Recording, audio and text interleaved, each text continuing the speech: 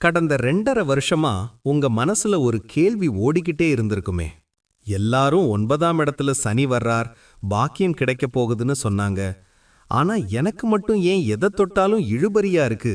நிஜத்தை சொல்லணும்னா, மிதுன ராசியில இருக்கிற எல்லா நட்சத்திரக்காரர்களுமே ஒரு விஷயத்தை அனுபவிச்சிருப்பீங்க. அது என்னன்னா, கைக்கு எட்டுனது வாய்க்கு எட்டாம போனது. அதிர்ஷ்டம் உங்க வாசப்படிக்கே வரும், ஆனா உள்ள வராம அப்படியே எஸ்கேப் ஆயிடும்.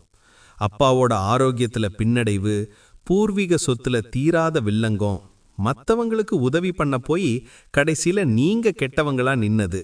இதுதானே உங்க கடந்த 2.5 வருஷத்து கதை.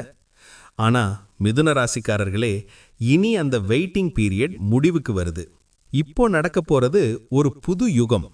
இந்த வீடியோவில் இருக்கிற ரகசியங்கள் நீங்க கடந்த காலத்துல இழந்த அந்த கௌரவத்தையும் பணத்தையும் எப்படி திரும்ப பெற போறீங்கன்னு தெளிவா சொல்ல போகுது. ஸ்ரீ குரு ஜோதிடம் நேயர்களே, மிதுன ராசிக்காரர்களே, உங்க வாழ்க்கையில ஒரு பெரிய கெரியர் ஜம்ப் நடக்க போகுது. 10ல சனி வந்தா பதவி போகும்னு யாராவது சொன்னாங்கன்னா அதை நம்பாதீங்க. ஏன்னா 10ல் வர்ற சனி ஒருத்தர நிர்வாகியா மாத்துவார். நீங்க செஞ்ச உழைப்புக்கெல்லாம் வட்டியும் முதலுமா பலன் கிடைக்க போற நேரம் இது. ஆனா இதுல ஒரு சிக்கல் இருக்கு. அந்த சிக்கலை எப்படி சமாளிச்சு நீங்க ஜெயிக்க போறீங்கன்னு இந்த வீடியோல பார்க்கலாம். மிஸ் பண்ணாம பாருங்க. இதுவரைக்கும் நீங்க நம்ம சேனலை சப்ஸ்கிரைப் பண்ணாம பாக்குறீங்கன்னா சப்ஸ்கிரைப் பண்ணி பக்கத்துல இருக்கிற பெல் ஐகானை ஆன் பண்ணிக்கோங்க நண்பர்களே. வாக்கிய பஞ்சாங்கப்படி சனி பகவான் வருகிற மார்ச் மாதம் 6ஆம் தேதி, அதாவது மாசி 22 அன்று கும்பராசியிலிருந்து மீன ராசிக்கு பெயர்ச்சியாகிறார். மிதுன ராசிக்கு இது 10வது இடம். 10ஆம் இடம்ங்கிறது ஒரு மனுஷனோட கர்ம வினை, வேலை, தொழில் மற்றும் கௌரவத்தை குறிக்கும். இதுவரைக்கும் பாக்ய சனியா இருந்து உங்களுக்கு ஆன்மீகத்துல ஈடுபாட்ட தந்தவர் இப்போ உங்களை ஆக்ஷன்ல இறக்க போறார். இப்போ நீங்க உட்கார்ந்து யோசிக்கிற காலம் இல்ல, ஓடி உழைக்க வேண்டிய காலம். இந்த இடத்துல சனி வர்றது உங்களோட அதிகாரத்தை உயர்த்த போகுது. முதல்ல சனி பகவானோட பார்வை பலன்களை பார்ப்போம். மீனத்துல இருக்கிற சனி பகவான் தன்னோட 3வது பார்வையால உங்க ராசிக்கு 12ஆம் இடமான ரிஷபத்தை பார்க்கிறார். இதனால தூரதேச பயணங்கள், வெளிநாடு வாய்ப்புகள் தானா தேடி வரும். இதுவரைக்கும் தூக்கமில்லாம தவிச்சவங்களுக்கு ஒரு நிம்மதியான தூக்கம் கிடைக்கும். ஆனா அதே சமயம் வீண் செலவுகளை குறைச்சு அதை முதலீடா மாத்த சனி கத்துக் கொடுப்பார்.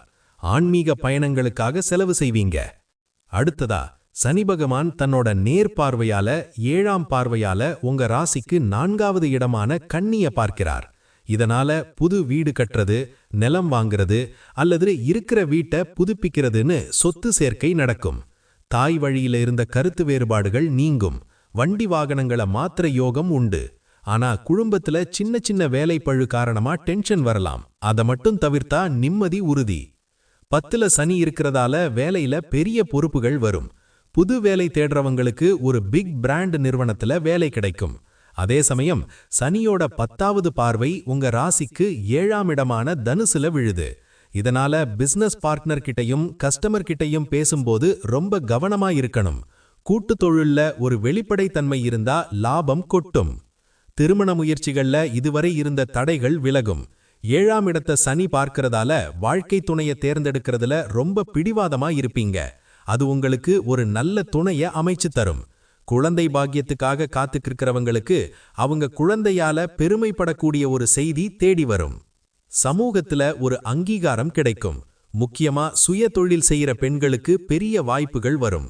மாணவர்கள் படிப்பை விட தொழில் சார்ந்த கல்வியில அதிக ஆர்வம் காட்டுவீங்க. அதுவே உங்க எதிர்காலத்துக்கு பெரிய அஸ்திவாரமா அமையும். சனி பகவான் மீன ராசியில் இல்ல ஒவ்வொரு நட்சத்திரத்திலும் போகும்போது என்னென்ன மாதிரியான பலன்கள் ஏற்படும் அப்படிங்கிறத பார்ப்போம். குருவினுடைய நட்சத்திரமான பூரட்டாதி 4ஆம் பாதத்தில் சனி பகவான் பயணிக்கும்போது உங்களோட கௌரவம் கூடும். பெரிய மனிதர்களோட நட்பு கிடைக்கும்.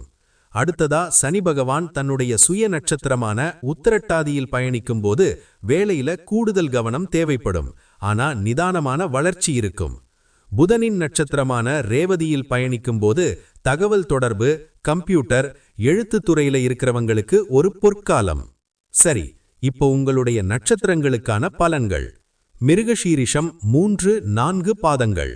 ரியல் எஸ்டேட் மற்றும் கட்டுமான துறையில இருக்கிறவங்களுக்கு பெரிய ஆர்டர்கள் கிடைக்கும்.